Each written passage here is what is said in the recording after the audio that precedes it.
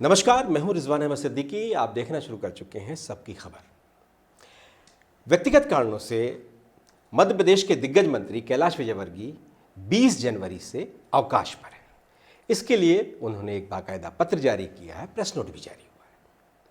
लेकिन 26 जनवरी को जिस तरह से वो ध्वजारोहण नहीं उन्होंने किया, लेकिन वो नजर आए हैं संघ कार्यालय में। वहाँ क्या बात हुई, मुलाकात के बाद उसके क्या असर हैं, क्या मायने हैं, और कैलाश विजयवर्गीय की वर्तमान में सरकार में और भारतीय जनता पार्टी में क्या स्थिति है, आइए इसी पर हम बात करेंगे। हमारे साथ रविंद्र जैन साहब हैं। रविंद्र भाई, आपका बहुत बहुत स्वागत है। क्या कहेंगे, कैलाश जी आज संघ कार्यालय गए थे। धन्यवाद रिजवान भाई। मैं सबसे पहले अपने तमाम दर्शकों को एक फ़ोटो दिखा देता हूँ, और ये फ़ोटो है परसों यानी 24 तारीख का शाम का, यानी रात के लगभग रात में है। और कैलाश विजयवर्गीय जी जिन्होंने बाकायदा प्रेस नोट जारी किया था कि उनके पारिवारिक सदस्य की मृत्यु हो गई है, इसलिए वे कुछ दिन शोक में रहेंगे और ध्वजारोहण नहीं करेंगे। अब शोक के चलते हुए कैलाश जी पहली बार दिखाई दिए आरएसएस कार्यालय भोपाल में, संविदा में। आप ये फोटो देखिए किस तरह से वे संविदा से निकल रहे हैं। अब इस संविदा में किसको हाजिरी लगाने गए थे, किससे क्या बात करने गए थे, क्योंकि अलग अलग तरह की खबर आ रही है। कोई कह रहा है कि स्वप्निल जी से मुलाकात हुई है, कोई कह रहा है कि दीपक बिस्पोते जी से हुई है। क्या बात हुई है, देखिए हम लोग सिर्फ अटकलें लगा सकते हैं, सच्चाई हम लोग नहीं पहुंच सकते हैं, और हमारे पास ऐसा कोई सूत्र भी नहीं है, ये बताने में हमें गुरेज नहीं है। लेकिन रिजवान भाई, आपने जो बात कही, दूसरी वाली बात, जो मैं अकेला नहीं, आप अकेले नहीं, मध्य प्रदेश की 9 करोड़ जनता और भारतीय जनता पार्टी के लाखों करोड़ों कार्यकर्ता पूछ रहे हैं कि माननीय कैलाश विजयवर्गीय जी आज भारतीय जनता पार्टी की राजनीति में कहाँ खड़े हैं। वे मंत्रिमंडल में बेशक वरिष्ठ मंत्री हैं, 5वें नंबर पर आते हैं, लेकिन वे अपने विभाग में कुछ कर नहीं पा रहे हैं। और आज 26 जनवरी है, गणतंत्र दिवस है। आज मध्य प्रदेश के सभी मंत्री अपने अपने परिवार के जिलों में या जहां उनको जिला दिया गया है वह ध्वजारोहण कर रहे हैं, और कैलाश जी अपने घर बैठ के, मुझे नहीं पता कि वो शोक में हैं, घंटा बजा रहे हैं, या बच्चों को खिला रहे हैं, पोते पोती आजकल है उनके साथ समय बिता रहे हैं, क्या कर रहे हैं मुझे नहीं पता। लेकिन ये बड़ी दुखद स्थिति बन गई है मध्य प्रदेश में। मैंने कभी कल्पना नहीं की थी कि भारतीय जनता पार्टी की आपसी गुटबाजी इस सीमा तक पहुंच जाएगी। कैलाश जी जैसे मिलनसार, हंसमुख और हाजिर जवाब राजनेता, आज जैसा पिछले कार्यक्रम में आपने कहा था, आपके शब्द को दोहरा रहा हूं, इस समय कैलाश जी कोप भवन में हैं। और वो कोप भवन में क्यों गए हैं, क्या कारण है, क्या मुद्दे हैं, पूरी लिस्ट लेके वे संघ कार्यालय में जाके पूरी जानकारी दे आए हैं, जो मैं समझ पा रहा हूं। मेरे पास कोई प्रमाण नहीं है, ये सिर्फ पॉलिटिकल खबर है जो एनालिसिस के आधार पर, विश्लेषण के आधार पर हम लोग बना रहे हैं। कैलाश जी वाकई इस समय कहाँ खड़े हैं, एक बड़ा सवाल है। पार्टी में कोई जिम्मेदारी उनके पास नहीं। राष्ट्रीय महासचिव जैसा व्यक्ति, जिसने हरियाणा में आपकी सरकार बनवाई, जिसने पश्चिम बंगाल में आपको काफ़ी बढ़त दिलवाई, आज वो व्यक्ति कहाँ खड़ा है, ये उनके समर्थक भी पूछ रहे हैं और हम लोग भी पूछ रहे हैं। क्या वो मंत्रिमंडल में वाकई मंत्री हैं? क्या उनकी वाकई मुख्यमंत्री से पटरी नहीं बैठ रही है? क्या वाकई संघ कार्यालय में जाके उन्हें अपनी सफाई देनी पड़ रही है? आखिर ये क्या हो रहा है? बड़ी बात एक और कह के मैं आपको बात पूरी करता हूं अपनी, कि दरअसल उनके एक मित्र हैं के गोयल, वो उनके साथ स्कूल में पढ़े हैं, उनकी पत्नी का निधन हुआ। तो जब कैलाश जी ने देखा कि इस बार गणतंत्र दिवस पर ध्वजारोहण करने वाले जो मंत्रियों की सूची है उनका नाम ही नहीं था, 21 तारीख को शायद वो सूची जारी हुई, 20 को बनी होगी, तो कैलाश जी ने तत्काल एक प्रेस नोट जारी करवाया अपने पीए से कि उनके पारिवारिक मित्र क्या गमी हो गई है, इसलिए भी नहीं आ रहे। लेकिन रिजवान भाई, मैं और आप दोनों समझते हैं, जिन के गोयल की पत्नी का निधन हुआ है वहाँ उठावना हो गया, मेरे ख्याल है 22 तारीख को उठावना हो गया, 23 तारीख को उनके सारे प्रतिष्ठान खुल गए, वो अपने व्यवसाय में लग गए। कैलाश जी कैसे अभी तक शोक मग्न है, ये मध्य प्रदेश की जनता नहीं समझ पा रही, और ये किसी के गले नहीं उतर रहा। भारतीय जनता पार्टी के किसी कार्यकर्ता के गले ये बात नहीं उतर रही है कि कैलाश जी ने आज ध्वजारोहण क्यों नहीं किया। अब मैं ये समझने की कोशिश भी करूंगा और कर रहा हूं कि कैलाश जी को ध्वजारोहण करने से रोका गया है या उन्होंने इनकार किया है। जी रिजवान भाई। बिल्कुल रविंद्र भाई, जिस तरह से वो आदेश जारी हुआ है इसे कहाँ ध्वजारोहण करना है वो 21 तारीख का है। कैलाश जी का जो पत्र है उसमें तारीख 20 लिखी है और 20 तारीख से ही वो आगामी तिथि तक, नहीं वो तारीख 20 लिखी है लेकिन वो पत्र जारी हुआ है 21 के बाद। जी, तो उसमें तारीखें ये लिखी हुई हैं। ये मैनेजमेंट है जी। अब कौन किसकी इज्जत बचा रहा है, कौन कहाँ क्या कह रहा है, कौन किस कटुता को कहाँ तक सामान्य करने की कोशिश कर रहा है, ये बहुत तरह की बातें हैं इसमें। जिस तरह से संविधा जाने की बात है, आरएसएस मध्य प्रदेश का जो भोपाल का जो आरएसएस का मुख्यालय है वहाँ जाने की बात है, तो जो दैनिक भास्कर ने इस बारे में एक खबर प्रकाशित की है और उसमें ये है कि वो दीपक विस्फोटे जी से मिले, लेकिन ये 2425 की दरमियानी रात की बात है। दीपक विस्फोटे जी हमारी जानकारी के हिसाब से प्रवास पर थे, वो यहाँ नहीं थे। तो जो हमारे सूत्र हमें बता रहे हैं, क्या बात हुई, मुलाकात हुई, ये तो नहीं मालूम हमको, लेकिन स्वप्निल जी से उनकी भेंट हुई है, ये जानकारी है। और जैसा आप कह रहे हैं उन्होंने सारी जानकारियाँ उन्हें वहाँ दी हैं।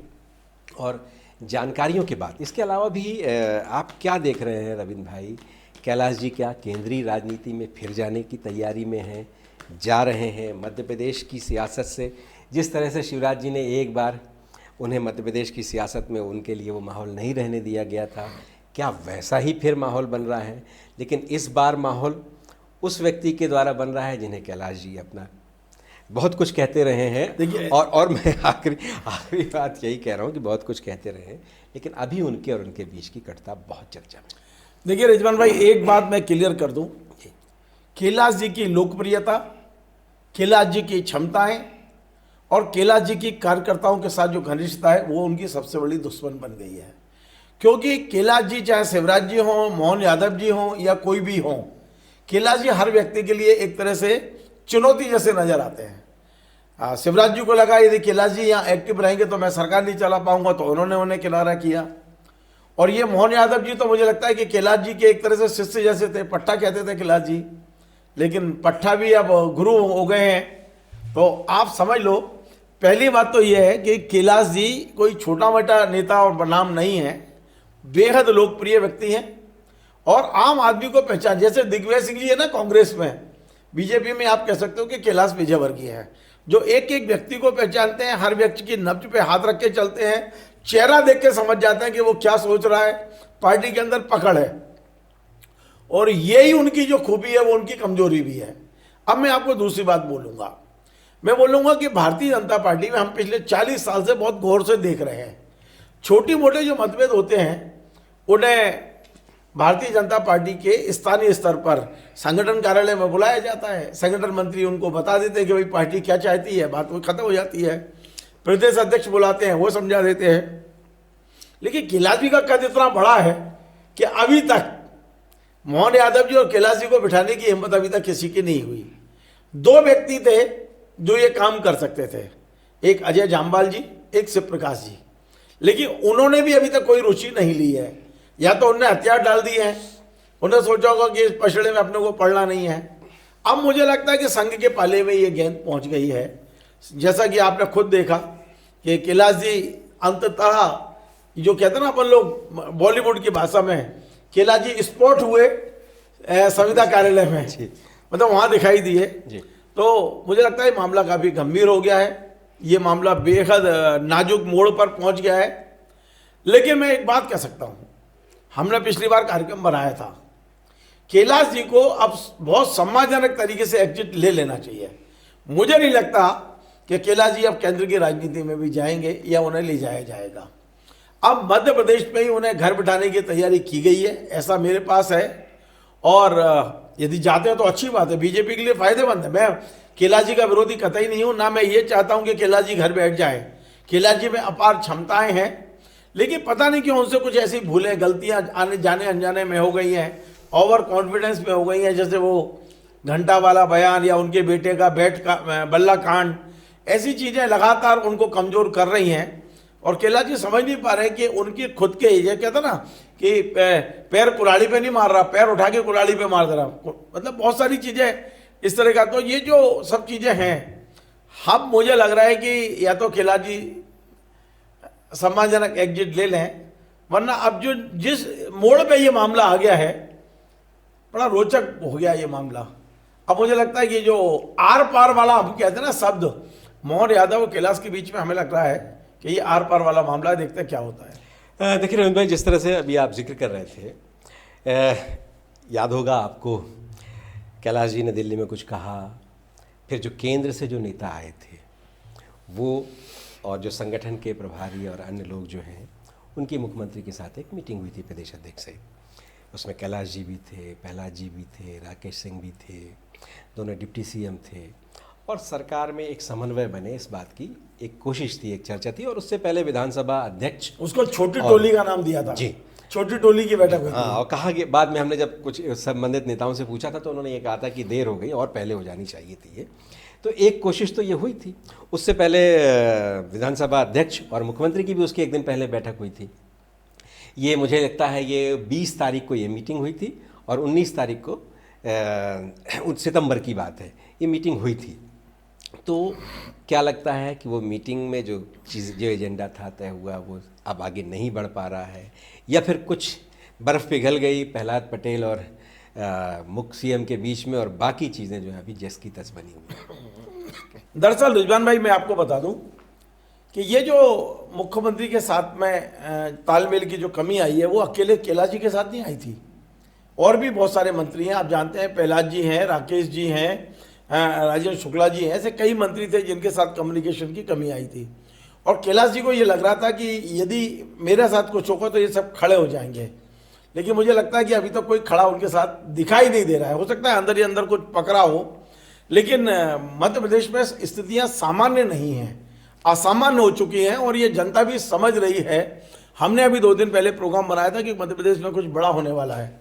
हो सकता है, अब इसका एक ही तरीका है कि यदि तत्काल कुछ करना है तो कैलाश जी को तैयार किया जाए कि भाई किसी राज्य पर राज्यपाल बना के भेज दिया जाए, और यहाँ मोहन यादव को फ्री हैंड दिया जाए। क्योंकि मोहन यादव जी भी दिल्ली में जाके जो बोल रहे हैं, देखिए मैं फिर बोल रहा हूँ, हमारे पास प्रमाण कुछ नहीं है, हम ये केवल एक तरह से अंदाज पे और इस पे कह रहे हैं सारी जानकारियाँ, कि मोहन यादव जी भी दिल्ली में जो कह रहे हैं कि भाई मुझे आपने मुख्यमंत्री बनाया तो मुझे फ्री हैंड मिलना चाहिए, मेरे ऊपर कोई ज़्यादा नहीं होना चाहिए, कोई ये नहीं कहना चाहिए कि कोई मेरा बॉस है, कोई सुपर मुख्यमंत्री बनने की कोशिश ना करे। तो ये तमाम सारी चीज़ें भी चल रही हैं। अब ये सारी दिल्ली के पाले में गेंद है। संघ कार्यालय, संघ के लोग वहाँ अपनी रिपोर्ट दे देते हैं, आप जानते हैं उनका एक स्ट्रक्चर है, काम करने की एक स्टाइल है। तो संघ अपनी रिपोर्ट क्या दे रहा है पता नहीं चलेगा, अपने को कभी पता नहीं चलेगा, लेकिन बहुत जल्दी मध्य प्रदेश में बहुत जल्दी कुछ बड़ा होगा, ये मैं आपको गारंटी से कह रहा हूँ। धन्यवाद रविंद्र भाई।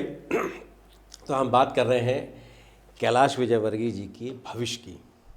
जैसा रविंद्र भाई ने कहा, चर्चा ये भी है कि वो राज्यपाल बनाए जा सकते हैं, चर्चा ये भी है कि नितिन नवीन जो राष्ट्रीय अध्यक्ष हैं नए, उनकी टीम में भी वो शामिल हो सकते हैं, इसलिए कि वहाँ भी अनुभवी लोगों की आवश्यकता है, और या फिर मध्य प्रदेश में वो एक पारी और खेल सकते हैं। ये तो सब वक्त ही बताएगा, लेकिन इतना तो तय है कि कैलाश विजयवर्गीय उस समय के नेता हैं जब भारतीय जनता पार्टी में झंडा डंडा उठाने वाले भी बहुत कम लोग थे। उन्होंने बहुत संघर्ष किया, और ख़ास तौर से मालवा की सियासत में उन्होंने पार्टी खड़ी की। जिन लोगों ने खड़ी की उनमें उनका नाम है।